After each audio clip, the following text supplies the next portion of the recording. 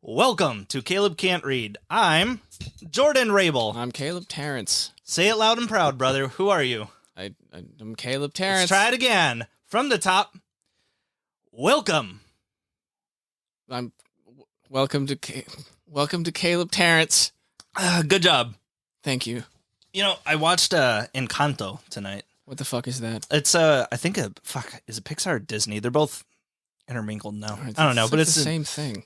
Yeah, but here was my issue with it. You know how they've been doing this whole thing with like hot Pixar moms and shit? Like they don't need to be throwing hips around that could. They don't need to be that thick. There's no reason for them to be that thick. Well, I'm sorry, but this is an entire movie. They're putting an unrealistic expectation on the MILFs. This is a movie about an entire group of Colombian women. So I felt like I committed felonies tonight. Whoa. What? You shouldn't get hard 10 feet within the child, but whoa. Do you maybe want to? Is that an editing point? Are we starting over now? Welcome to Caleb Can't Read. Do your part. I'm Jordan Rabel. Well, let's get started, shall we? Yep. Daniel Defoe was born in London, England, probably sometime in the summer of 1660. We don't know much about his mother, Alice, but we know his father, James Defoe, was a butcher and candle maker. Those two things go together like a barber and a surgeon. The same year Daniel was born was the year King Charles II came back to England after having to flee his country due to a losing battle against Oliver Cromwell about 10 years prior. But once Oliver Cromwell died, he felt it was safe enough to come back home. The king's return became cause for celebration everywhere. Parades, festivals. It was a big day for everyone. Yes, it was truly a happy occasion, at least for a second. You see, while King Charles II was exiled in the Netherlands, he was already formulating laws that would keep him in power for what he felt like his inevitable return. And sure enough, when he came back to England, he enacted what he called the Act of Uniformity. You see, the civil war that left Charles II exiled in the first place and his father, Charles I, beheaded was because politician Oliver Cromwell wanted a republic instead of a monarchy, voting for people to be in power rather than having it a birthright. So what the Act of Uniformity would do is take all the religious differences that every sect of Christianity has and make them one. You now had to adhere to one religion, and if you didn't, you could no longer be a parishioner, you couldn't hold positions in office. But to which religion? Well, how about the Church of England, which was overseen by the king? Oh wait, would that be Charles II? So basically, this gave King Charles II a way to make sure everyone in office or any position of power would be under his eye. Are you following so far? Yes, I'm following. All right. Now, Daniel Defoe's father, James Defoe, was actually a part of the Church of England, but this Act of Uniformity was a little too fascist for him. So the Defoe family pulled themselves from the church and declared themselves Presbyterian instead. Now, little Daniel did not choose the greatest decade to live in. First, when he was 5, a plague swept through London, killing about 70,000 people.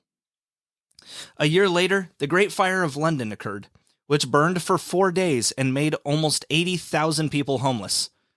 The fire was stopped at the Roman wall bordering the section of the city where Daniel's family resided, basically stopped right in front of his house. He later said that when the fire was finally out, there were just 3 houses left on the block, one of which was his. Oh, and guess how many official deaths there were to that fire? 0. 6. Oh, but close. Yeah, it kind of sounds like propaganda to me. But it does take 1,800 degrees of Fahrenheit to cremate a body, and the fire was burning at 2,280. So maybe 6 was all they found, but kind of doubtful. I mean, how hard can they look without heavy equipment, really? Smoke inhalation? I don't know. Like, not too. I mean, they're just counting the little pepperings of them on the top. I guess, yeah. Yeah. Well, we only found 6 fingers, so therefore that's one man, at least. Yeah, exactly. Pretty much. Anyway, by the time Daniel was 10, his mother Alice had passed away as well. Great childhood. During his teenage years, Daniel was schooled in different academies throughout England, specifically ones that were for dissenters. Dissenters were the people who refused to be a part of the Church of England like his family was. However, it was around this time that a new law was taking place. Instead of merely outlawing anyone from a governmental position or a pulpit that wouldn't condone with the Church of England, it was now illegal to practice anything that wasn't the Church of England outright. That went for the citizens as well. This would cause such an anger within Daniel that he would later become part of a plot to overthrow the English crown. Oh, hey, also, guess what one of the towns Daniel studied in was called? Go on. Dorking. I am from the proud kingdom of Dipshitsville. Tiny Penis Street. It gives you cause to pick on him regardless of his size or strength right there. Like, I'm sorry, 6 foot Daniel. I got to do it. The kingdom of Dorking. I am from Dorking. Were you guys named after whale penis? Specifically, the whale penis. The mighty sperm whale penis. Woo, it's a good name for a whale. Yeah. Especially with the shape. It's not a coincidence. The whale. I mean, the word came before naming it a sperm whale, right? Fuck, I don't know. Should we pause and Google? No. No, there's no fucking way we're going to find that out. Why is it called a sperm whale? That's a little too specific for Google. Did they name it a sperm whale because of its shape? I have a feeling it's just going to give you an outright no with no links. Was it called a sperm whale before we called that sperm? Or was it called sperm and then we saw a whale and called it a sperm whale? Oh, no, back then it was just called a puddle of sin. It's a good cover band for Puddle of Mud. So around the age of 23... Ew. Around the age of 23, Daniel gets a job as a merchant, living near the Royal Exchange in London, a major central hub for businessmen. And he's dealing in lots of shit. Wool, wine, tobacco, really anything that was becoming a hot item, he would immediately get into. And he was great at it, too. He had his own ship, a house with a bunch of land, and a shitload of civets. Do you know what those are? Fuck no, buddy. They're those African ferret-looking things. Basically a ferret. He just had a bunch of ferrets. Okay. But we're going to call them civets. Well, anyway, Daniel had a bunch of those to make his own perfume, was specifically why he had those. What do you fucking... You squeeze them? I don't know. Do you just Gogurt a fart out of them into your armpits? Like, what the fuck? They have good grease, I guess, is what I found out. What the fuck? Ferrets smell like ass, dude. It's the worst. But not on the inside. Just rub them all over yourself for the musk. Get out of there, Oliver! No! Somebody bites on you, just like, oh, you smell like rodent shit and iron. Thank you. But remember, having big things like a ship and a sizable estate mean putting lots of money into the cost of upkeep. So although he was a great businessman, he was also constantly in debt. Somehow, Daniel met a little lady by the name of Mary Tuffley, whom he married at the age of 23 on January 1st, 1684. She was the son of another London merchant, so chances are pretty good that he met her during some tradings at the Royal Exchange or something. Anyway, because women are only full of problems and complaints, Mary's parents had to pay Daniel a dowry for his duty of now inheriting the problem. For this, he got £3,700. How much money is that in our money now, Jordan? It's $373,000. Okay. That's a fucking shitload. Yes, I have no... Yeah. So, Yeah. I mean, I'm sure it helped him with his financial issues at least a little bit. Well, on February 6, 1685, King Charles II died of a stroke, probably from his meddling with mercury in an ironic mission to stay healthy. Ironic? You know, Like he was doing it intentionally as a joke? Like no, he was doing it to stay healthy. Oh, I see. It was that whole shit of like, yeah, just put this plutonium in your fucking pee hole and you're fucking good to go. You know, like, it was Trap the always stupid mercury in shit your like that. foreskin with some twine. I mean, I don't know if you know this, but that's how George Washington died, was they kept bleeding him. They got 8 pints of blood out of him thinking that it would cure him. He fucking died of blood loss. He was just like, he had a cold. Like, my throat hurts real bad. Let's cut that out too. As he died, he asked his brother James II to take over rule of England and also to watch after his mistresses. One of the mistresses he didn't mention was Lucy Walter, a Welsh noble that actually birthed the first of 11 known illegitimate children of Charles II while he had 0 legitimate ones. Well, that son, James Scott, believed the crown rightly belonged to him, as he was technically the first son. And Daniel Defoe, having nothing but scorn for Charles II and the now King James II, who would continue the act of uniformity that made it illegal for Daniel to practice his religion, wanted nothing more than to see him knocked from his throne. So he, at the age of 24, joined James Scott's call for what would be known as the Monmouth Rebellion. Basically what happened was James Scott would land 3 ships carrying just 1,000 men on the shores of Lyme, England, to begin a 200-mile march for London. Jesus, how big were the fucking ships? 3 ships with 1,000 We're only men. packing 3 ships. That's like they carry 1,000 men. Holy shit. No. It was 1,000 total, so it's like 300 dudes each, basically. Little over that. Okay, I mean, that's still a lot, though. Yeah. That's a bit crowded. I don't know much about ships. Well, to be fair, though, I mean, I didn't join the Navy. Sorry, Dad. Well, no, but it's also like the one thing that your father is really mad at you about. Just, I always wish my son joined the Navy. The one thing is that why he's.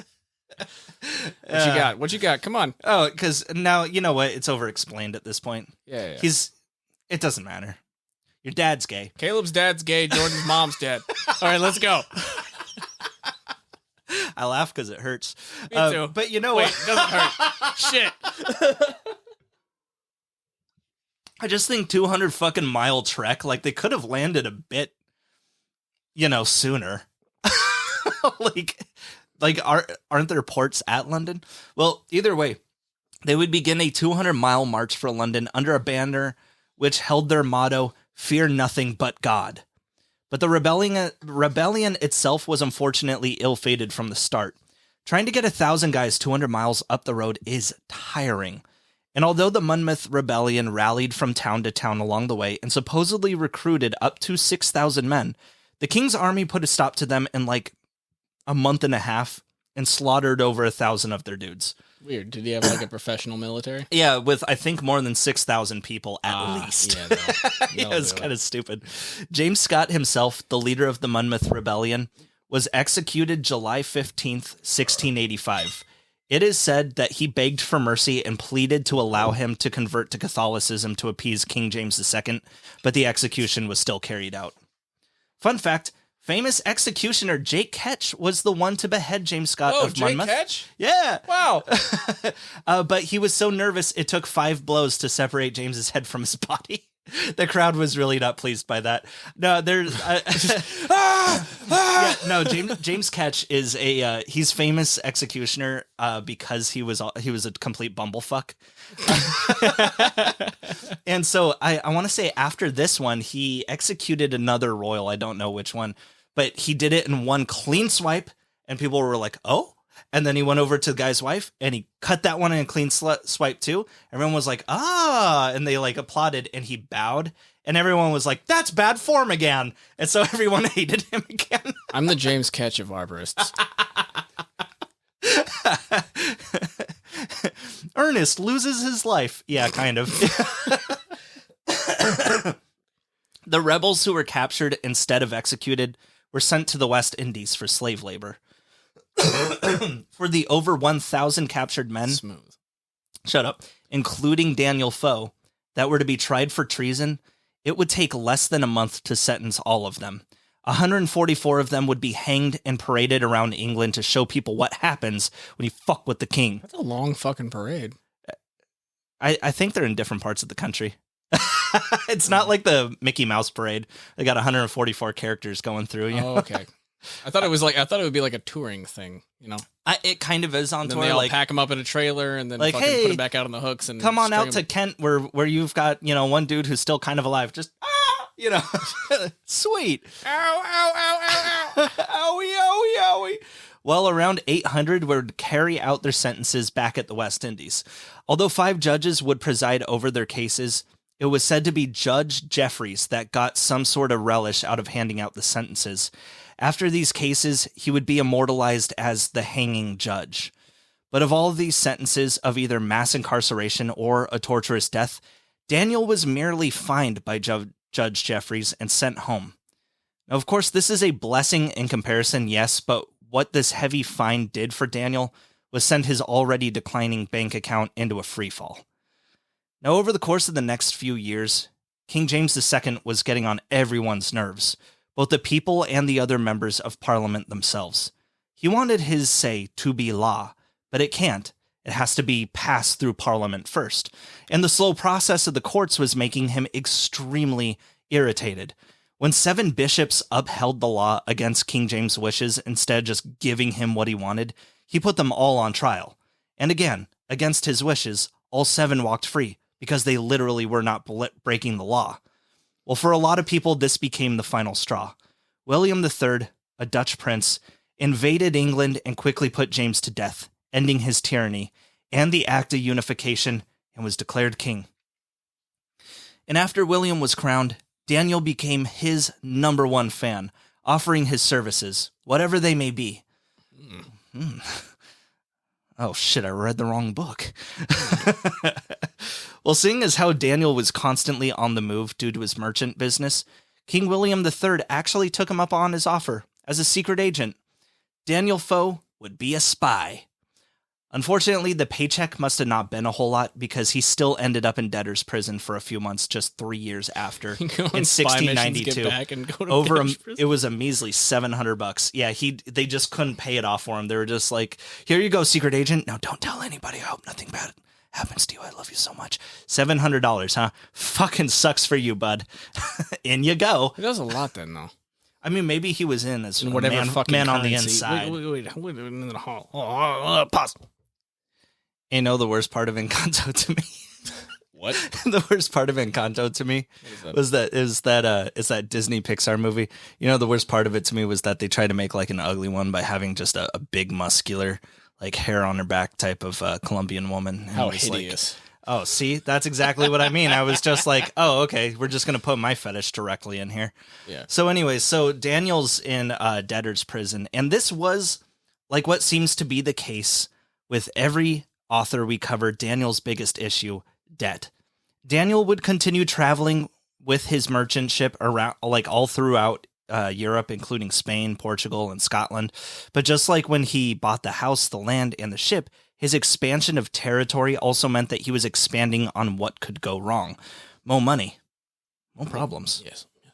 So there were times in his life where he wasn't racking up debt for just $700. No, he was racking up debt upwards of 17 grand. But it was him becoming a bigger and more well-known businessman that he changed his last name to become something more elite. Rather than the lowly Daniel Defoe, he became what the world would forever know him as Daniel Defoe. Really? Yeah. Oh, okay. All right, cool. Sure. Now, forgive me for assuming right away that you don't know who this is. You will know his biggest work when we get to it. Yeah, he's the guy from the fucking, he's the Green Goblin. He's the... You will know his biggest work when we get to it. But for some... Boondock Saints. For some, it might be surprising. He jerks off in a lighthouse. Real funny but problematic drag scene. Yeah, I'm familiar, dude. Don't worry. It might be surprising to hear for some that Daniel Defoe was not originally a novelist.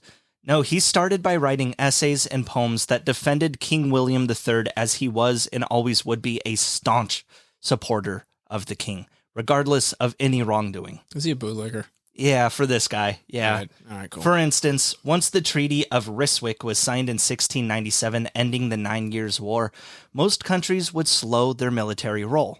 But not William, who insisted instead to increase tensions by having a standing army as if he's just waiting for everyone else's guard to drop.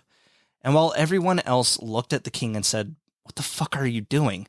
Daniel Defoe thought the king could do no wrong. So Daniel wrote a series of essays called An Essay Upon Projects that basically defended anything and everything that the king was doing, but also giving suggestions on how maybe he could improve things. Like, "You're doing perfect, king, don't worry. But also maybe you could do a few things a little bit differently, like not act like you're going to invade somebody." I should start phrasing that to people at work. "You're doing fine." It's like no, in like a, no, "Oh, you're doing great, king, but hang on." You do you, king. Your fucking belt's on backwards, you idiot. But because here's the thing, though. This king was nuts, too. They all were. And it was getting progressively harder to support the king. I mean, the inbreeding is kind of... Yeah. Basically, the king was at odds with the rest of Parliament. It was the leader versus the government, same as the last fucking guy. But Daniel Defoe couldn't see that. He wanted nothing more than to be King William's biggest mouthpiece. So at one... boot licking? Don't stay on that. No one can see your expression. It's just a weird pause when you're doing a funny thing with your face. But if I lean closer, they can hear the moistening of my lips as I say, your biggest mouthpiece. I liked it. So, ASMR. So at one point in 1701, there were these guys that had been petitioning, not positioning. They've been petitioning war against France, which was what King William wanted. But Parliament was saying no. So to petition, they marched into the House of Commons and demanded war be made.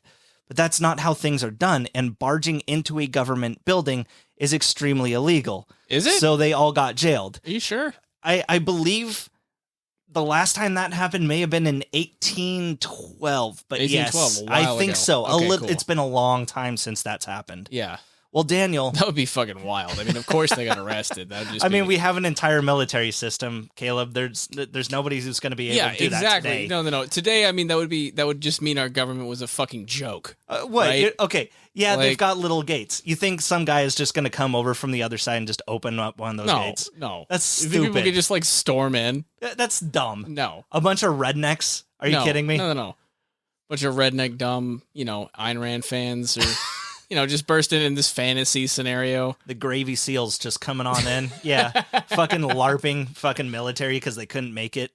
No, thank God Anyways, that's not possible. So Daniel, in support of these guys that had been jailed, but not popular enough to have been invited the first time they did it, did the exact same thing days later, just marching into the House of Commons, demanding their release by himself. He was completely alone. He wasn't in a fucking group. He just marched in and was like, I demand this. 16 guys surrounded Daniel Defoe immediately and figured he wasn't worth the effort, so they just kicked him out. They didn't even bother to put him in jail, which must have made him so sad. All he wanted was to be a martyr. Hey! I also support the king. Can I go? Yeah, we're marching in a few weeks, Daniel, a few weeks.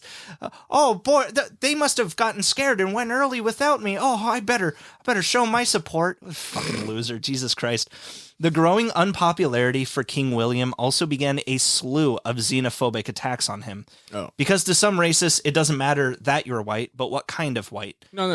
That's how racism works. Yeah. You're always going to select one. Exactly. Yeah. And King William III was Dutch. In response to this, Daniel wrote a poem called The True-Born Englishman, which basically stated that no one in England is native to England. They all have Saxon or Roman or Danish blood, and it will continue to be like that. As long as you are for England, that's what makes you an Englishman. And I would really like to know, as progressive as this sentiment is, if he would have stayed not racist had King William been a Brit. He did later dedicate a book to a guy who was a supporter of abolishing slavery in England, so maybe so. Now, following a bout of pneumonia, King William III actually passed away on March 8th, 1702, leaving his sister-in-law and cousin, Queen Anne, to his place. And she was looking to pick up exactly where the previous king, King James II, had left off, specifically getting right back to conforming everyone to the Church of England with the Act of Unification, but better by straight up killing the Protestants. I mean, that'll do it. I've heard of it. All of a sudden, hippity hoppity, no Protestants on my property. All of a sudden, there were pamphlets in the streets talking of the persecution of dissenters. Now, a dissenter could be anyone who wasn't attending the Church of England, but most people knew that the definition had changed. This time it just meant Protestants. But later that year, in December, among all the pamphlets calling for their extermination, there was an anonymous one called The Shortest Way with the Dissenters, or Proposals for the Establishment of the Church. Inside it were 29 pages that looked and sounded just like all the pamphlets that came before. But this one said things like, quote, "You have butchered one king, deposed another king, and made a mock king of a third, and yet you could have the face to expect to be employed and trusted by the fourth," and said that the dissenters must only be prosecuted in secret, and that you need to be kind when you're face to face with someone because, quote, they are very numerous. And therefore, it could be dangerous to be openly violent with them. What? Like instead of just calling out people like Protestant, he's like, oh, you don't know how many of them are in the crowd, so it's better to just be nice to everyone. Because there's a bunch of Protestants. Yeah. Look, like some people want to wrap their weenies. Okay? Well, I hear that Protestants can multiply asexually, so you got to be careful. They lay eggs. But at the end of the pamphlet, it says, quote, now let us crucify the thieves, and the time of mercy is past. Your day of grace is over. You should have practiced peace and moderation and charity if you expected any yourselves, calling for untold bloodshed, acting like it was the dissenters who started it. Now, this was definitely printed as satire, but the supporters of the Church of England did not realize that and did not recognize that it was making fun of them and their paranoia over anyone who didn't think like they did. But everyone else got the point. They thought it was fucking hilarious. More importantly, the High Courts and Queen Anne got the point, and they did not find it hilarious. They were pissed. And although the pamphlet was published anonymously, it did not take long to find out it was Daniel Defoe who wrote it. More than likely, they went to the printer and just asked him who wrote it under threat of imprisonment. This is the work of the Green Goblin. Holy shit. God damn it, Jordan, I'm too drunk for this. We should start over Sunday. No, you're doing great. No, I was riding a high, and then I came home, and I drank too much. Put the beer down. Hang on. It's already down. My hand's on it, though. I'm going to slap Caleb real quick. Right. All right. Ready. You got your energy drink? Yeah. Okay. You know the best part about Encanto? What's the best part about Encanto, Jordan? Still the women. Anyway. All right. So, Daniel Defoe just wrote a very scathing, satire about dissenters in classical 1700s humor, English humor. But although they knew he wrote the pamphlet, they had a hard time tracking him down. Because remember, Daniel was always on the move because of debtors. It took about 6 months for the police to actually catch up to him. But when they did, the punishment was harsh. He was charged with seditious libel, with a jail sentence that would only be resolved once he paid the fine, which was $336. Whoa. That's about 83,000 today. Yeah. So his sentence would continue for however long it took him to pay the fine, whether it be 3 days or 3 years. And regardless of how long it took him to pay off, he also had a mandatory 3-day sentence in the pillory. For those that may not know the name, we all certainly know what a pillory is. It's that wooden stockade that separates from the top and bottom and clasps your head and hands through the 3 holes. People throw tomatoes at you in the town square and shit. Oh, like in porn? Yeah, that thing. Yeah. It was actually a lot more common punishment than people think. That's where it came from. The state of Delaware was using the pillory up until 1952. Jesus fucking Christ. Yeah, whenever I hear about Delaware, it's never like the crossing of the river or anything like that. It's always some weird fucking shit, and then the home center of backyard wrestling. It's always Delaware up with, like, people talk about Florida with all this weird shit, but we don't know what the fuck Delaware is up to, and it scares me. It was a dangerous punishment. A lot of people were unchaperoned by any kind of guard. So, like, on one occasion, a dude was just fucking killed while he was up there. And God forbid you were a woman stuck in a pillory. So, yeah, your porn was actually very correct. It was just a different genre. Oh, Did I goof there? Yeah, I goofed a little bit. It's okay. You didn't know any better. But Daniel was able to turn his punishment around. He quickly turned his 3 days in the pillory into praise. Hymn to the Pillory was a short poem he concocted that he would recite as soon as crowds began to come around, because crowds usually meant that people wanted to see a show, as in throw shit at him, probably literally. But with a short poem, he would turn the jeers to cheers, and instead of pelted with food and rocks, be pelted with flowers instead. Literally. Legend says that people threw roses on the stage he was on. It pissed off Queen Anne quite a bit. Anyway, this is the poem. Sometimes the air of scandal to maintain, villains look from thy lofty loops in vain. But who can judge of crimes by punishment, where parodies rule, parites rule, and laws subservient? Okay, now hang on. Here comes the blow. Justice with charge of interest learns to bow, and what was merit once is murder now. Actions receive their tincture from the times, and as they change, our virtues made our crimes. Thou art the state trap of the law, but neither can keep knaves nor honest men in awe. These are too hardened in offense, and those upheld by innocence. Huh? It may not seem like a big diss. No, it was rough because it came out of your mouth. I'm sure it didn't sound better back then. And you stuttered through it. Okay, well, I'm sure as he was trying to remember it too. So, okay, let me do my Daniel Defoe impression. Sometimes the AF scandal maintain. Don't. Yeah, it's not great.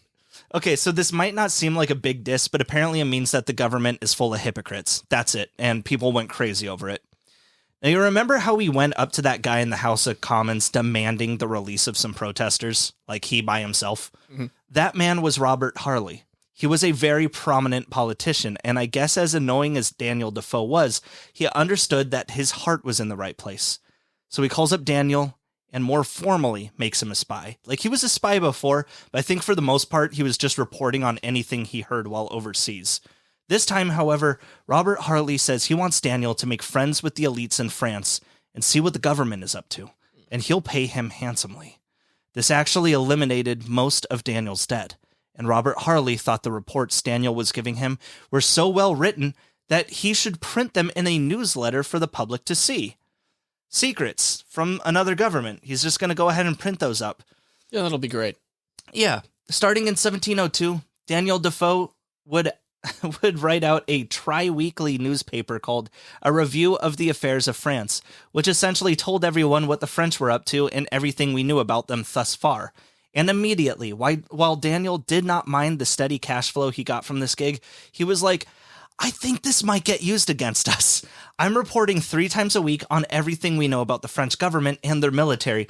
Couldn't someone just use this as evidence for the things that we don't know or find out who our spies are? And Robert Harley was like, nonsense. No one would ever do that. But instead... Well, it's not like you were, yeah, citing your sources as the undercover spies, right? No. And, someone did that. More importantly, the person who did that was the guy Daniel Defoe was directly under, a man named William Gregg. He was the go-between for Daniel and Robert Harley. So all information came through Gregg first, allowing him to get first dibs on all information Daniel was finding. This went undiscovered for 6 years. As it turned out, everything under Robert Harley was extremely lax.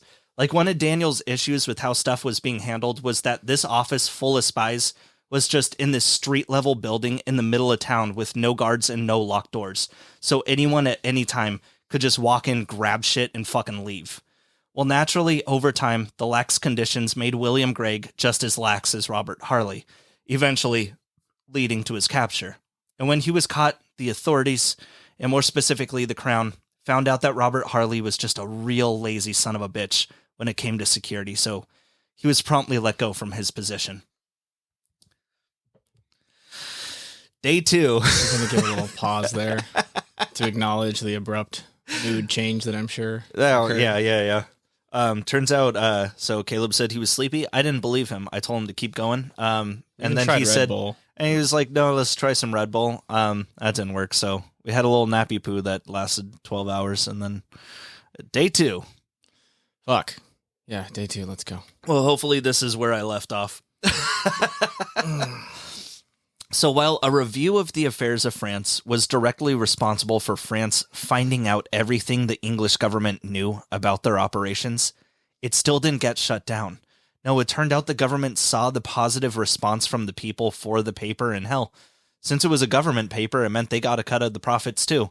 So they let the paper continue for another 5 years, all the way up until 1713. And of course, it being a government paper meant that it got used every once in a while for propaganda as well. But anything Daniel didn't agree with and was ordered to write about, he wrote satirically like he did with The Shortest Way with the Dissenters. And since writing that, Daniel only got better with masking his shittiness. So now the humor was only picked up by the people and not the nobles, so he never got in trouble for it this time around. But it wasn't just France that Daniel spied against. He was actually a large part of the reason we have a union between Scotland and England. You see, there were a lot of people that didn't want anything to do with the English in Scotland. Imagine. Well, there were plenty of organizers for riots in Glasgow and Edinburgh, and Daniel was there to stop them before they could establish any disruptions. He very successfully turned the tides for the right people, and the unification ended up happening. Like a lot of experts believe, he alone really helped make the unification happen. But it was like a 6-year endeavor, and honestly, he received practically no pay for his part in it. Made better money with his newspaper on France alone. So that was pretty much the establishment of the actual, like, United Kingdom. It has to deal with Daniel Defoe, basically. Just getting enough people riled up to vote for the unification instead. I don't know how to be funny with this. That's okay. What, with politics? It's good boomer humor. You got it. Okay. I don't know. This is a lot of my depth. Speaking of which, Daniel Defoe publishing a newspaper 3 times a week gave him plenty of literary practice.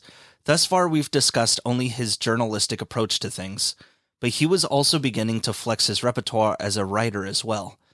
When he first started a review of the affairs of France was the same year of the Great Storm of 1703. The Great Storm of 1703 was a tremendous cyclone that swept through southern England on December 7th, lasting about 3 days. It caused 2,000 chimney stacks to collapse, tore out 4,000 oak trees, and killed about 8,000 people. Houses were destroyed, ships sank, the whole shebang. How often does that happen? I don't fucking know. I've never heard of that in my fucking life. That used to be a thing? Oak trees are big, right? Like, those are pretty big, mean old bastards, aren't they? They're fucking big, dude. Yeah. Like, they're fucking big, they're fucking heavy, they're fucking strong. If you'll remember yesterday, the Great Fire of whatever that he saw when he was a child, they said, oh, only 6 people died from that, but it's probably because it cremated thousands of people along the way. Now with the windstorm, they're just like, oh, fuck, we're having a hard time. What about the rest? Up. You fucking count them, man. I don't know. Like, they're still up in the sky, floating downwards, just body parts floating around. Fucking, you want me to weigh the ashes? Like, But Daniel didn't want the history of what happened to be forgotten. So he put an ad in the paper asking for people's experiences and got hundreds of letters in return. A year after, he published a book called The Storm. This book was not only a collection of some of these tales people experienced, but was looking at what happened from a scientific aspect as well. It didn't garner a huge amount of success as a book because why would you want to relive that? But it's still seen as one of the first cases of modern-day journalism. I wonder what his scientific stance on it for back then was. Like, the Chinese, like it's 1703. I don't know what the fuck they really believe happened. Probably just angered Zeus or something. But another first in the literary world was in Daniel's first work of fiction, entitled The Consolidator, or Memoirs of Sundry Transactions from the World in the Moon. Yeah, I know. So it's some shit like that. It's a good title. Now, I can't find much information on this story or really what it was about more than a guy goes in a chariot drawn by 2 horses to the fucking moon. I don't know. It's a fantasy story, whatever. Anyway, although the whole work was yet another satire on the government, his description of a chariot flying to outer space is seen as one of the first written examples of a spaceship, making this story one of the first science fiction stories, even though he only wrote it to tell the government to suck his dick. I don't know exactly how his metaphor is going to work for that one, but I don't care. Sometimes some men aren't happy saying, just suck my dick. Some need a metaphor. If I can publish it and get money from it, like 200 pages of just the longest fellatio for the entire government to suck my dick, I'd do it. Yeah, why not? Yeah. Oh, is the book good? No, but it doesn't really matter. No, we've both done much worse things for money. That's not what I'm talking about.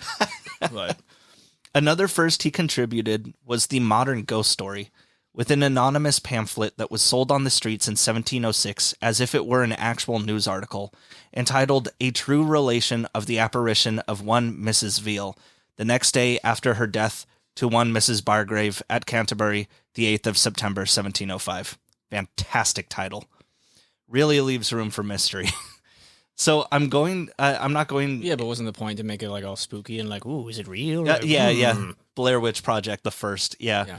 So I'm not going to go into this one, but it's just about a woman holding a conversation with her friend in the street and then later finds out that her friend had passed a day prior.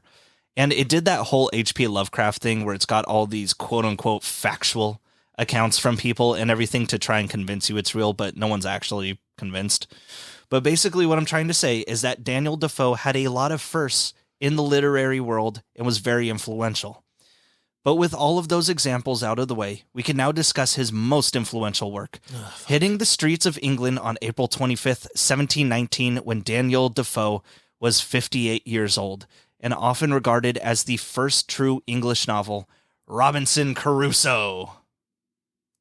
Not ringing any bells? I mean, I've obviously heard this name, but no. No, you don't remember what situations it was that people bring it up? No, Jordan, I'm gonna be on a level with you right now. The A game has not been brought tonight. Or this afternoon. I don't even know what fucking time it is right now. The sun's out. I woke up because you put your dog on me on your couch. It seemed the best way. I mean, it best worked. course of action. Yeah. Yeah. Well, the story of Robinson Crusoe itself is told in the first person, as if this is the title character's autobiography. He tells of his family life and upbringing, mentioning that as the youngest of 3 brothers, he's expected to inherit very little from the family will. So unlike his older brother that will get everything, he will need to find a career of his own to make his fortune. Now, while he wants to be a sailor, his parents are like, no, you're smart. Don't be a dipshit sailor. Be a lawyer. So he succumbs to their wishes and attends law school. Did you have a lot of that going on? A lot of when you're growing up, where your parents are like, oh, you got so much potential. You know, did you get a lot of that? Do you think? Don't make me say it. Oh, your parents weren't around. Hey. Now Robinson lives in New York, England. Sorry, York, England, not New York. I could have probably passed that off and you wouldn't have known. Robinson lives in York, England. Come on, Jesus. But his buddy invites him to sail to London, and he's like, oh, fuck it, sounds like fun, let's go. Well, the whole trip is plagued by bad luck. A huge maelstrom comes fluttering by and knocks the ship around. They nearly sink, but they do make it to London safely in the end. When he and his buddy tell the friend's dad about their ordeal, the dad basically lays the blame on Robinson Crusoe, like, you are terrible luck for sailing. Don't ever step foot on a boat again. Yes. Now, instead of taking this as any kind of foreshadowing, Robinson Crusoe is instead easily recruited by a merchant to become a career sailor. His first few trips work out just fine, but eventually he and the crew are captured by pirates. I don't know, maybe it's not him. Maybe it's just, water shit in general. Everyone all got sick on the ship. I'm blaming Robinson. Now, quick, rinse your hands in my pee. We're going to sterilize the infection this way. I feel like this is just generally a dangerous activity. It's a very dangerous activity. Like being on a boat is kind of dangerous now in a way. We haven't really tamed the seas. Fuck that. Fuck that. There's just rogue waves and shit that are just massive, random. Yeah, at least boats nowadays are made in factories with metal and shit like that. Back then it was like, hey, did you remember to double board this? I don't know. Well, let's keep going. You know, what's the plan if this shit just starts leaking through because it's boards? Well, you've seen cartoons. And I don't know, fucking wax or tar or some shit. It's okay. We're going to bring in a whole bunch of wine stoppers, just like in the cartoons. It's going to be fine. All right? Yeah. Cartoons are invented. He's not, so they get captured by pirates. Robinson's not there long before escaping on a fishing vessel with a boy named Zuri and riding the boat to many stops along the African coast before eventually being rescued by a Portuguese boat captain on his way to Brazil. Now, here in Brazil, Robinson Crusoe sets up a tobacco farm with Zuri and does quite well. Yes, he does so well, he decides to sell Zuri to the Portuguese boat captain because he is a slave. As a matter of fact, Robinson strikes up a great deal with the captain, making him partner to his tobacco farm. You never sell your cabana boy, right? No, baby, no. This is partnership all the way through. You're in the title. Okay. Although, don't think I can't, just buy a wino off the street and tell him, your name's Caleb now. I never had a name before, sir. Yeah, no, it'll be fine. You're not going to get the same pizzazz from a wino. You know that, right? He's going to do what I tell him to at the very least. Sleepier. I do like, though, that he built up this tobacco farm with his, his friend, essentially. Like, yeah, he was a slave that got captured and whatnot, and he's just like, yeah, you know what, man, we put a lot of hard work into this farm. It's really looking great. It's looking good, Zuri. I'm going to sell you. Hey, boat captain who didn't put in a fucking lick of effort. I'm going to sell you this boy, and you want to be my partner on the tobacco farm? Like, it's so dicky. And while the captain stays Just selling boys. Just selling boys left and right. And while the captain stays to look over the farm in Brazil, Robinson Crusoe will take his ship and sail to Guinea for more slaves. But after fighting, he's white, but after fighting against a fierce storm on the waters, Robinson Crusoe becomes shipwrecked, eventually floating to a nearby island where he will famously stay for the next 28 years. Over the course of the first couple weeks, Robinson swims out to the shipwreck just off the coast of the island to salvage what he can. Food, clothes, gunpowder, plenty of money, which he laments is fucking useless. After another storm, the remains of the shipwreck are swept out to sea. Whatever he salvaged is now all he has. Around the island, he finds plenty of birds and goats native to the island, but no humans. He decides to build what he regards as a fortress anyway, because of his growing paranoia that he is not alone. He even manages to dig out a cellar where he can keep the gunpowder dry. He erects a large wooden cross marked with the date of his arrival, September 30th, 1659, and cuts a notch into it for every day he's there on what he names the Island of Despair. Throughout all this labor, Robinson Crusoe feels deep pity for selling Zuri, whom he wishes he still had to help him with all the work. Some of that, is that white guilt? There's some jokes there that I'm not comfortable making right now. Well, also, I gotta say, how big is the fucking cross for if he's doing a notch a day and he's there for the next 28 years? Is it just a couple of toothpicks by the end of it? Probably like, that's best a lot. to not think about it too much. Because it's fake. Yeah. And most of the book is just him going through the natural evolution of survival. You know, first he does the whole hunter-gathering biz and finds fresh fruit, a parrot that he captures and teaches to speak for companionship, and even finds a colony of penguins. Then he learns how to do domestic agriculture and grows barley, and then develops better housing for stronger storms, shit like that. That parrot, by the way, kind of becomes a mistake. One day, Robinson hears someone calling his name, and it turns out to be the parrot, and he gets very upset. But, like, what are you going to do? Like, like, punish the bird? Like, well, why did he teach it his own name? Why would he need... what if it was just learning the shouts that he has in his sleep? Just like, oh, fuck, God, no! Just, oh, my God. Yep. After 4 years... Robinson Crusoe has a pretty good setup. He's domesticated a couple of island cats, is cultivating grapes, has a little dairy situation set up with the cattle and goats he has, so he's got cheese and milk. Because he can't be white without cheese and milk. Oh, fuck no. It's a very long time without cheese and milk. Is that Velveeta? How am I supposed to find the red wax to go around it when it's a cute little wheel shape? Well, one day on Robinson's 1000th walk around the island, he looks down, and in the mud is a single bare footprint. This becomes so alien and new to Robinson that he believes the devil has made his way to the island to claim his very soul. So he rushes back home and draws his guns. But after a while, he thinks, wait a minute, decides to go back to the footprint. Says, Jesus Christ, it's my own footprint. I must have been crazy just walking around the same spot just the other day and came across it. And to prove it to himself that he's going crazy, he sets his foot next to the footprint. Quote, when I came to measure the mark with my own foot, I found my foot not so large by a great deal. The footprint in the mud is larger than his. He quickly rushes back home and draws his guns again. Still, after all this, he doesn't... larger or smaller? The footprint is larger than his. Oh, okay. He doesn't encounter another person for another 2 more years at this point, but somebody was there. But it's spooky. It is spooky, though. I will say, for a book, I mean, God damn it, like, it's a survivalist book, you know? It's about fishing, a lot of it, you know, and just walking. Look, if you're not into Death Stranding, this book is not for you. God, fuck that game. But basically, like, I will say, just in the middle of the fucking book, when it comes to that part where he's just like, oh, footprint, and you're like, oh, that's weird. He's like, I'm crazy, and you're like, oh, you're right, he's just crazy. And then he puts his foot down. It's a fucking, like, Bigfoot print. You know, he's just like, oh, shit. Yeah. that was a nice little left hook on that. On that day, 2 years later, Robinson Crusoe walks to the shore, finding human remains. These guys had weapons scattered around them, leading him to believe that this had been some sort of tribal warfare. But why here? He knows there's no one else on the island, but in the coming weeks he gets his answer.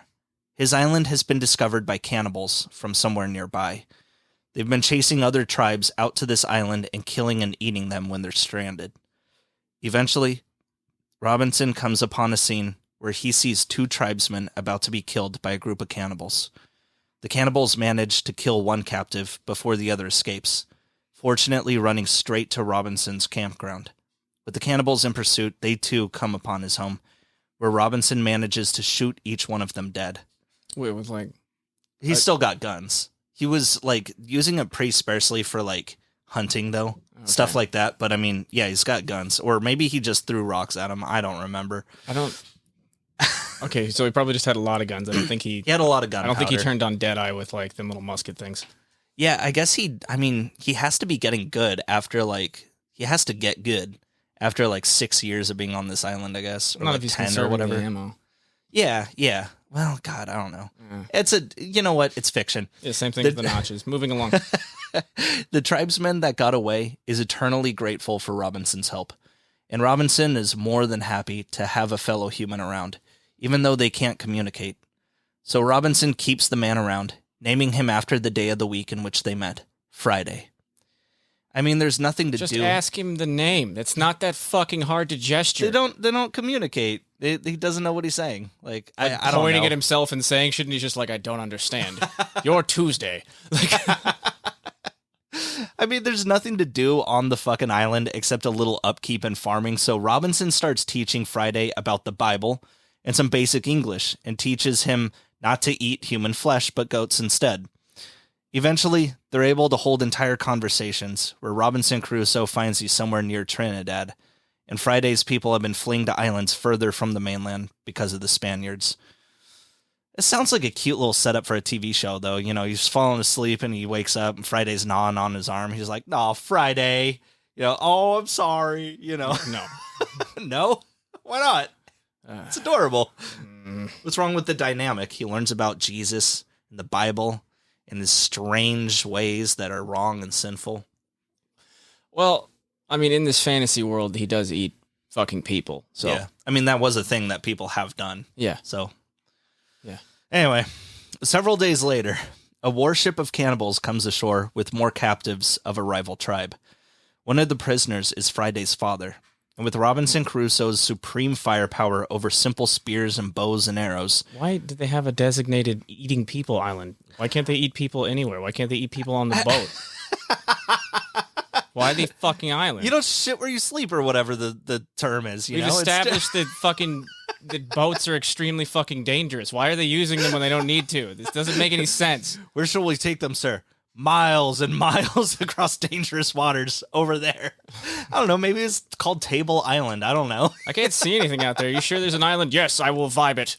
Like... Well, so that footprint that he found all those years ago, though, has to be like somebody who like accidentally got there and returned and told them that there was an island out there, I guess. I don't know. I don't fucking know. Fucking sick party island, and we don't have alcohol, so, you know.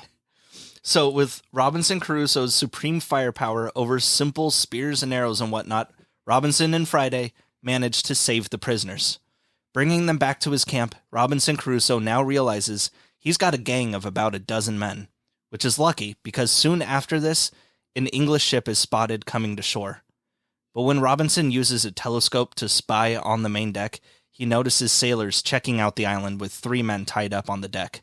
Sneaking aboard, he finds that one of the men is the captain and the ship had been mutinied.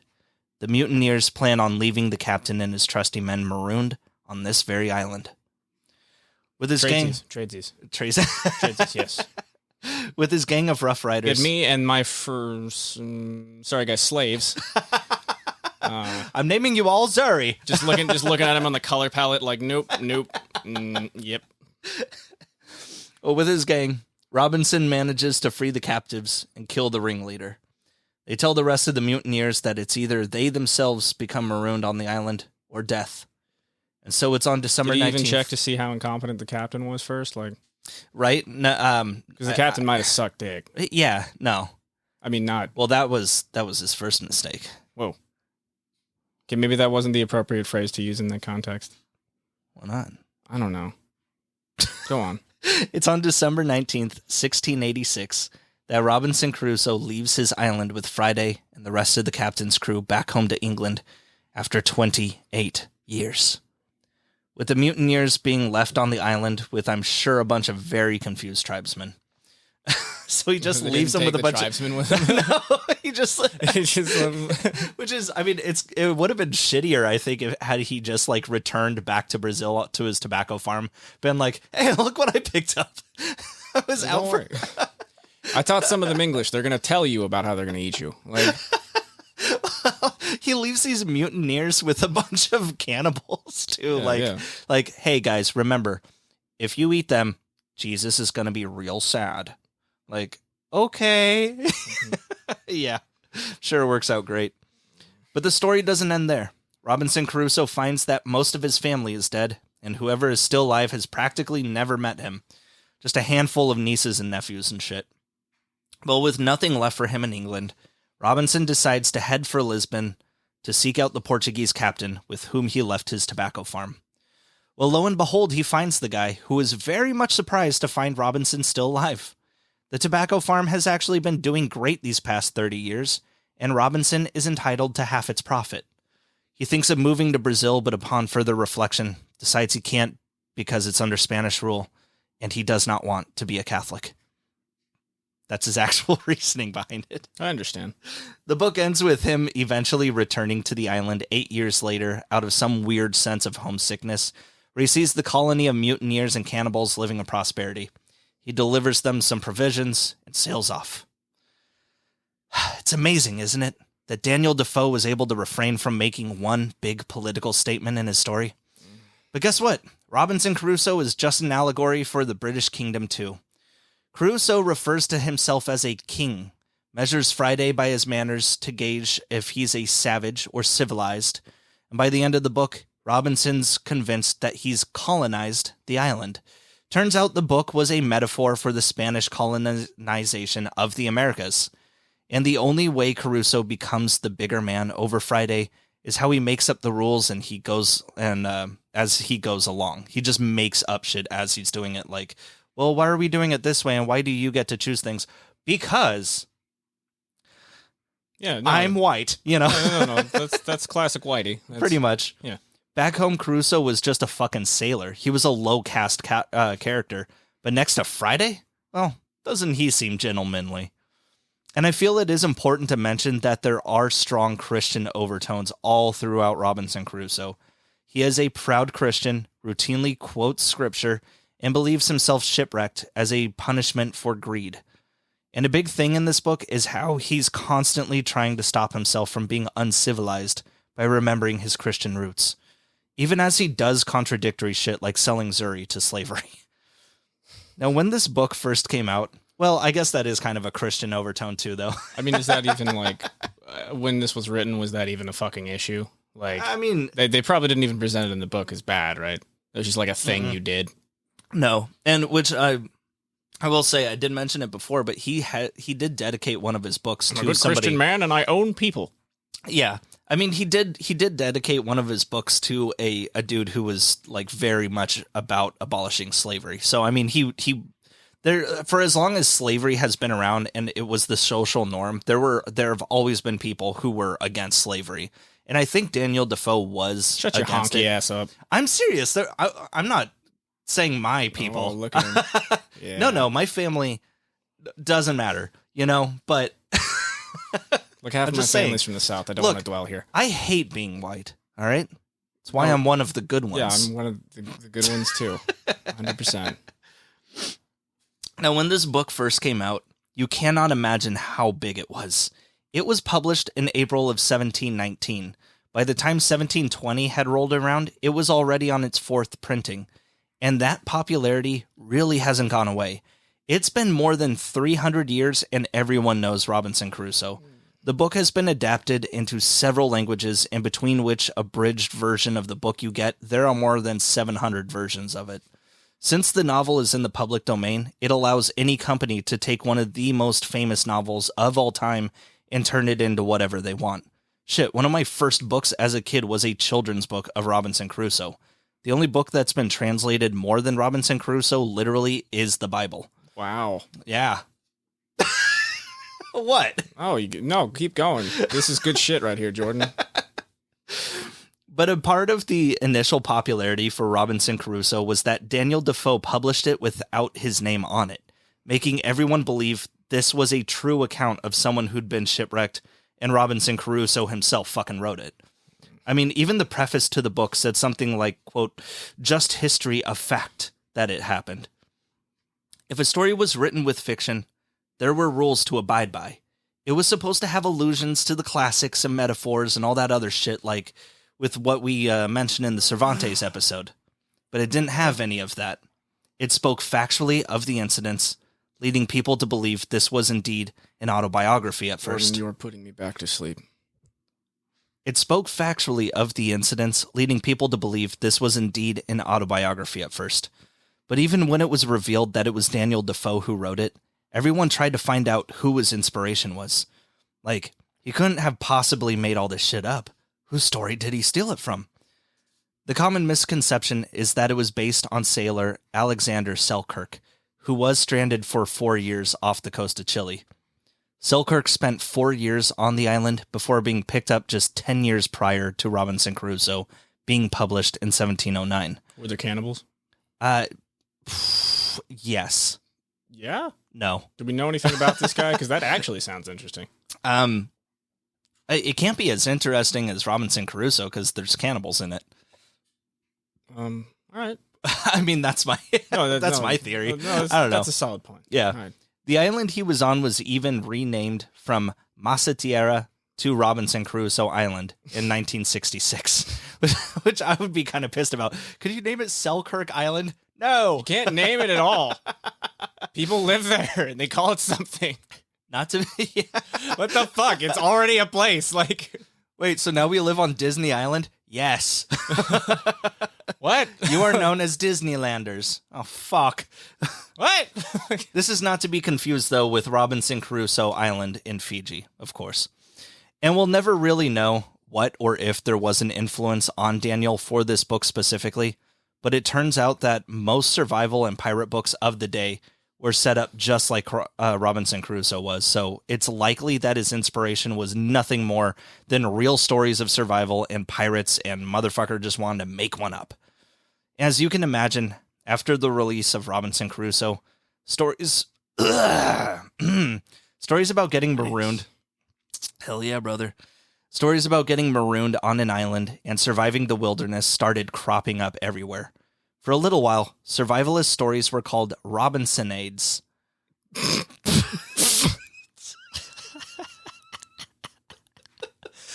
Like in the context 4chan would use it, or you know what, man? Go out, suck a dick, and get yourself some Robinsonades. This shit is spreading everywhere. It's fucking Robinsonades. Clearly, the name didn't stick.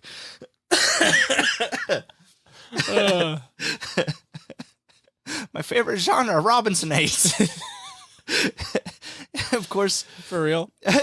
Yeah, but it what wasn't a wacky coincidence. It wasn't like AID. It was like ADES, like Robinsonades, like lemonade. It's Robinsonades. Look, whether he has lemonades or Robinsonades, you can't.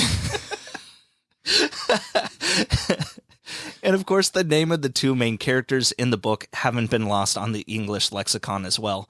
Anyone that gets fucking abandoned or shipwrecked and survives is termed a Robinson Crusoe in like every news story. The newspapers even named the people who survived the Warsaw bombings in World War II the Robinson Crusoes of Warsaw, which is horrifying. I just feel like such a cute fucking nickname should not be given to people that had to survive literal war crimes, you know? Like, I read about these guys. They went and lived in, like, fucking caves for, like, a long time. And it's like, as soon as they come out, everyone's like, oh, look at y'all. You're just a bunch of little Robinson Crusoes. We're dying. No goats in that fucking cave, bud. No talking parrots either. Just some real shit. This is not appropriate. Like, oh, wow. I bet there weren't any cannibals in there. It's been a very dark couple of months. No, there were cannibals. Yeah. There weren't when we went in. Jesus. That's shit like that is always funny because you know, like, an entire fucking team of people greenlit it. Like, and it wasn't just one person, like, well, you know that the dumbass, the motherfucker that made it up for some, like, I don't know, newspaper or something was just like, spoke like this. And he was doing the whole thing where, like, he, like, charts his fucking hand across the sky like he's reading off a marquee, like, imagine this, Robinson Crusoe's in Warsaw, you know? And they're all just like, whatever you say, Mr. Johnson, fuck. Like, right. And then there's Robinson's friend Friday, which he usually called My Man Friday, and what everyone today calls their buddy servant. You know, oh, this is My Man Friday or My Girl Friday. You're kind of my Friday when you think about it. Fuck you. And we still talk about this fucking book till this day. Pierce Brosnan played him once in the 90s, and everyone's seen Castaway. Most importantly, however... That was the Tom Hanks one, right? Yeah. Yeah. Everyone just remembers the tooth in the ice skate. Does he beat off in that movie? Oh, maybe a deleted scene, but I mean... Is there a scene of Tom Hanks beating off in Castaway? Is there a scene of Tom Hanks beating off anywhere, just in his home? Or in a movie, I mean? I don't know. Probably, he was Mr. Rogers. He was Mr. Rogers, right? Mr. Rogers, what? Yeah, wasn't there like a Mr. Rogers movie? And Tom yeah, Hanks that's right. I didn't watch it, though. Yeah, no. He fucked the volleyball. Yeah, remember, he's Tom Hanks, or Tom Hanks is Mr. Rogers, and he jacks off as Mr. Rogers. That happened. Yeah, I think I read about that. Yeah. Well, most importantly, however, no phone, no lights, no motor car, not a single luxury. Like Robinson Crusoe, it's as primitive as can be. So join us here each week, my friend. You're sure to get a smile. I hate 50s white From people. 7 stranded castaways here on Gilligan's Isle. Now, as I mentioned before, the book was so hot, it sold out 4 times before the end of the year. So Daniel, with his best business sense, published a sequel the very same year the first one came out. In 1719, he published The Farther Adventures of Robinson Crusoe, being the second and last part of his life and of the strange, surprising accounts of his travels around 3 parts of the globe. It was a while until people just started putting 2 after the title. I think he gets paid by the letter. Well, with this tale. Wait, no, hang on. Robinson Crusoe 2. Holy shit. Wow. You could have just done a little quick subtitle or something like Robinson Crusoe, The Awakening, or something. Origins. Origins. The Return. With this tale, we find that after his shipwrecked adventure, Robinson Crusoe has a farm in England with a wife and a few kids. He feels the urge to return to the island he called home for 28 years, but unfortunately, he can't, because he's a family man now. Well, his wife coincidentally dies, so now he's off. Nice! Fuck those kids. Ha-ha! Free at last. Once again, reuniting with his man Friday, who has been perfectly civilized at this point, they set sail for the island. Upon arrival, they find that the men they've left marooned have come to find the island quite peaceful, if it wasn't for the constant threat of the other cannibals.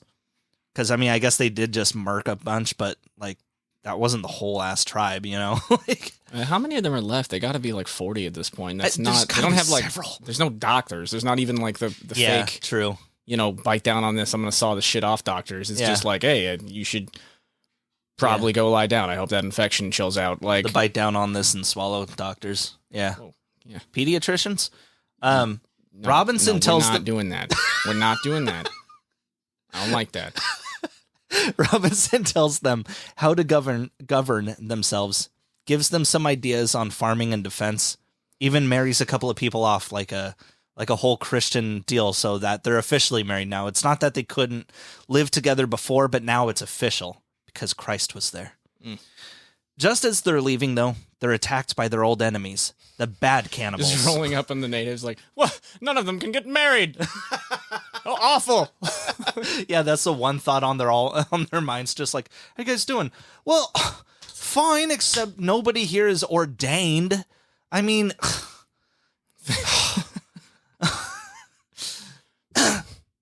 Friday tries to... There's no men with silly hats. Friday tries to negotiate peace between the islanders that they left off and the bad cannibals, but instead takes 3 arrows to the body. This kills Friday. Once the cannibals are vanquished and Friday is given a burial at sea, Robinson and his crew set off for Brazil and then for Madagascar. While there, one of Robinson's men tries to kidnap a native girl. The locals catch and hang him. Meanwhile, Robinson's crew is pissed off that one of their own... That's generally what happens when you be abducting Well, no, women, but here, girls. understand their stance, okay? They're a bit pissed off that one of their own got what was coming to them, you know? Like, I get it. I get both sides, all right? There's good people on both sides here. Well, look, if we let them get away with fucking killing one of us for abducting a girl, then, that just opens it up for killing us every time we abduct girls. They had more than one, they're fucking fine, you know? So it was one girl. I don't know.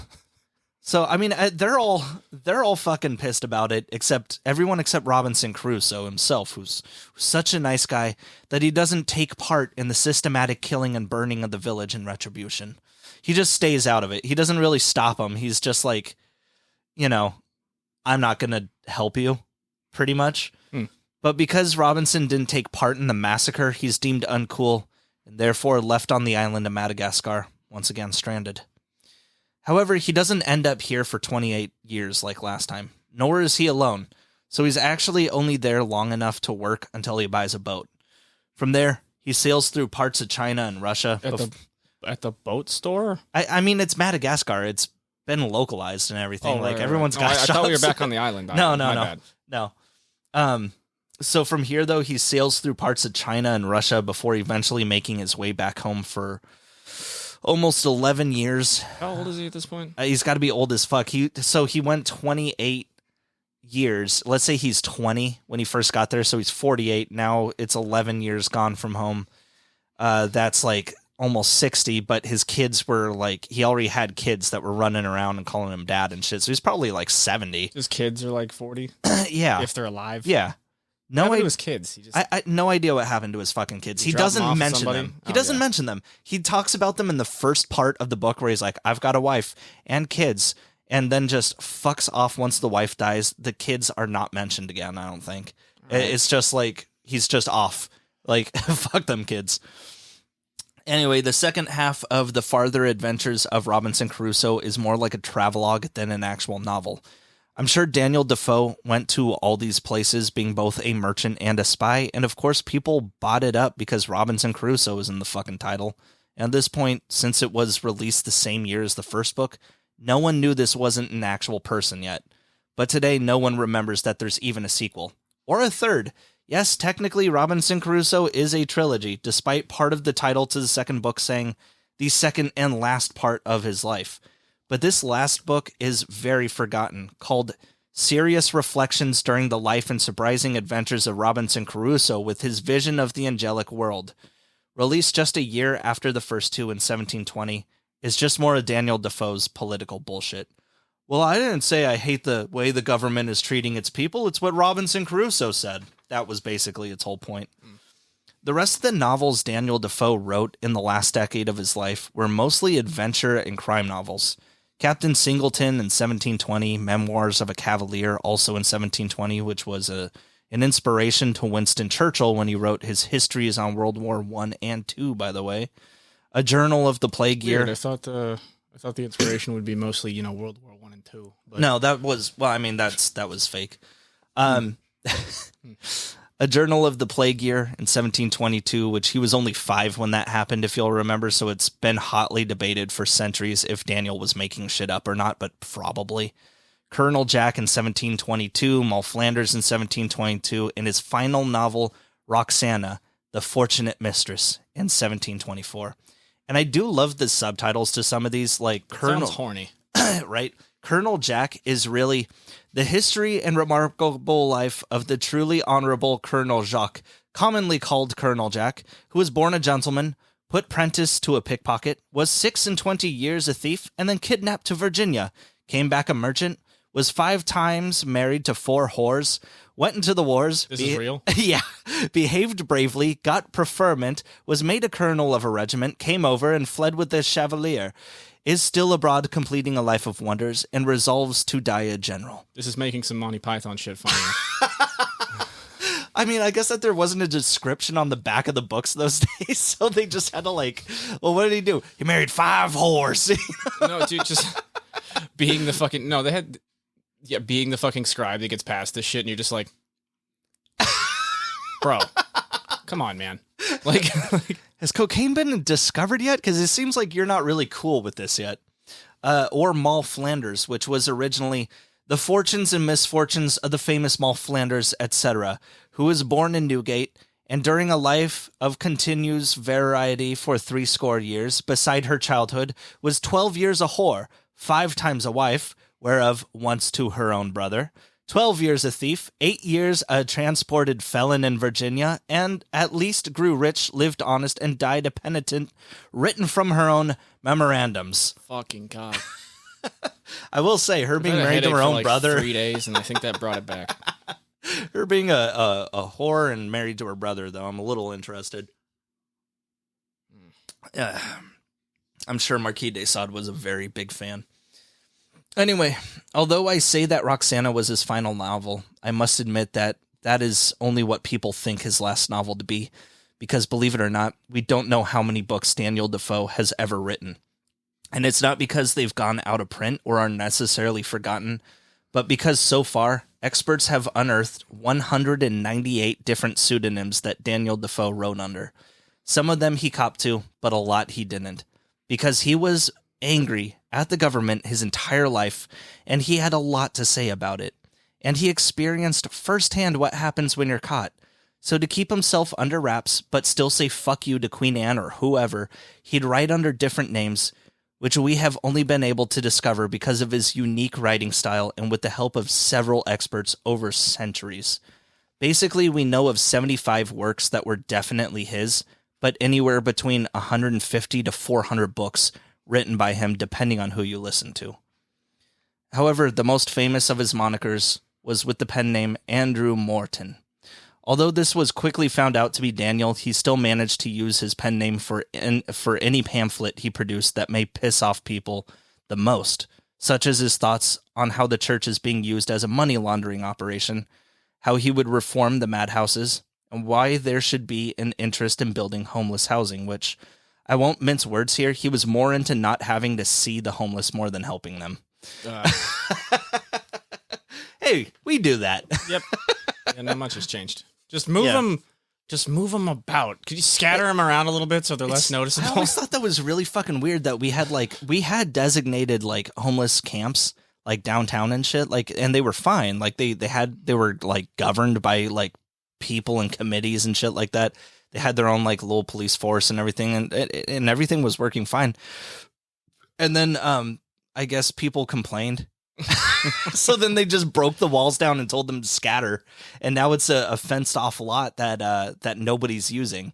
It's just like, Jesus Christ. Okay, that's great that they got to feel human for like a year, you know? It's just Jesus Christ, dude. Like, no, the system's fucked. You're a couple paychecks away from being one of them. Maybe don't. I'm always like 2 paychecks really, away. How many months away are you?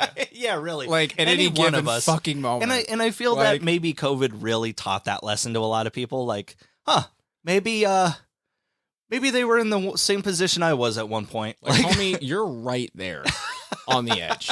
Okay. So no, if I give him money, he's just going to buy it on drugs and alcohol. Well, you know what? I'm doing that now. Hey, you know what that helps with? Boredom. You know what's fucking boring? Being homeless. Okay, fuck you. Right, yeah, he's doing fucking crack. What does he have to lose? Oh no, I'm gonna get evicted for this. Oh no, I'm gonna fucking go stare at this fucking street sober. Yeah, 100%. That's a great fucking plan. Oh, wouldn't want to fucking run through the streets screaming. People would look at me like I was a piece of shit, like they're gonna do anyway. Well, it's like, believe it or not, like from what you and I have attempted to do, we can't actually survive on drugs and alcohol alone. We actually, in order to survive, not at this age. In order to survive more than 3 days, we actually need to buy food.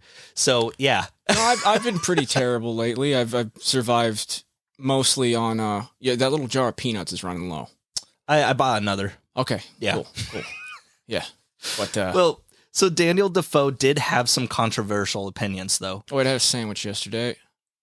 Yes, that was today. I saw the leftovers on the counter. Okay, yeah. Right. Damn. So Daniel thought prostitutes were scoundrels, and he thought gin was the cause of public immorality.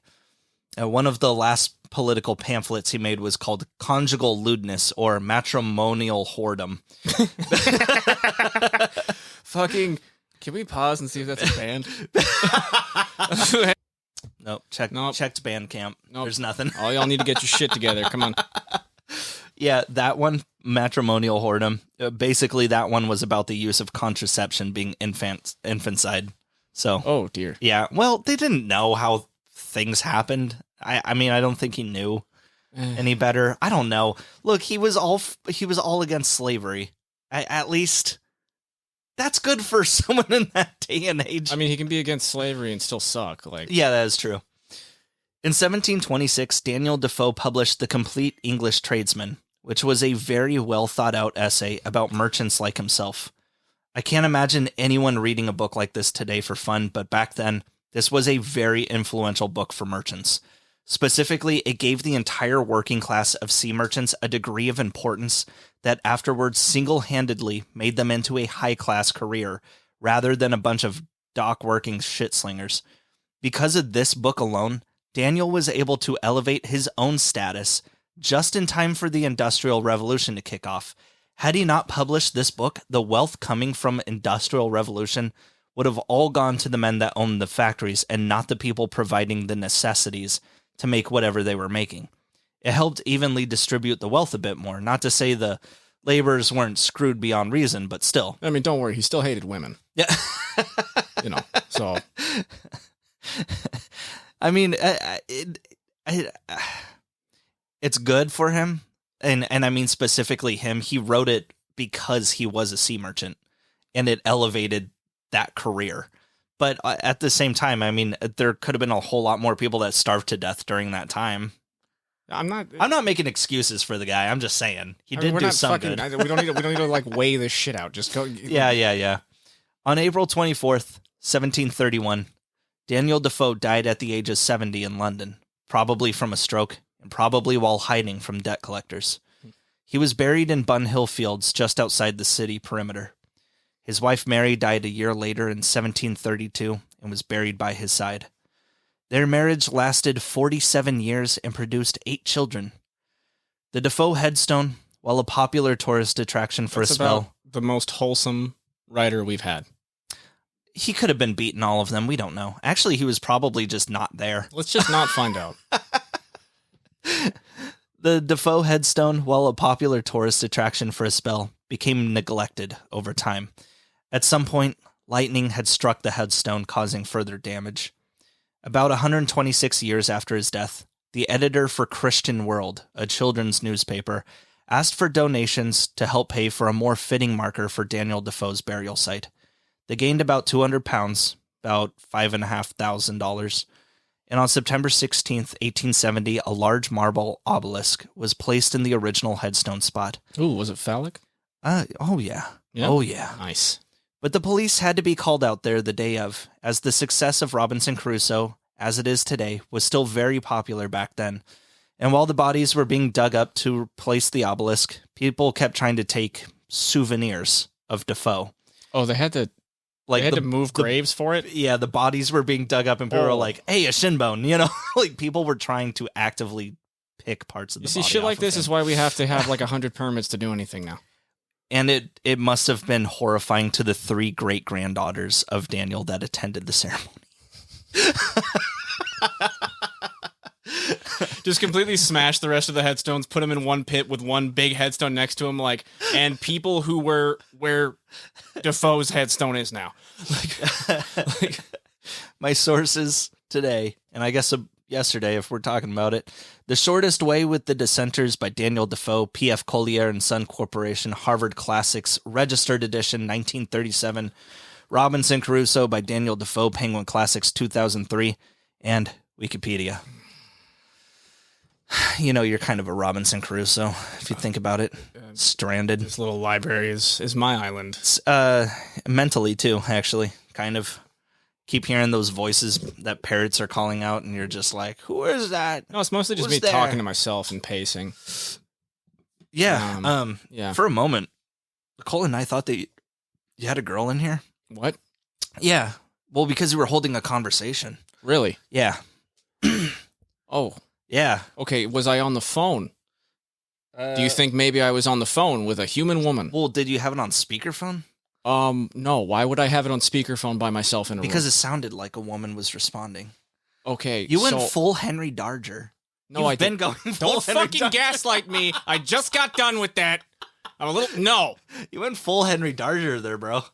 I just the other day, you were about to go into the door. You stopped for a moment, and you were like, Abba Sada. And then you walked in. Fuck you.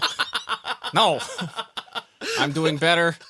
Do not slip the toxic idea into my head that actually the medication is just giving me confidence that I'm doing the same shit. I don't like it. What if I just walked in the door right now, like, have you been recording yourself this whole time? Well, it would be a mind fuck, Jordan, but that's not going to fucking happen because I'm fine. Of course, yeah. Eat a dick. You're terrible.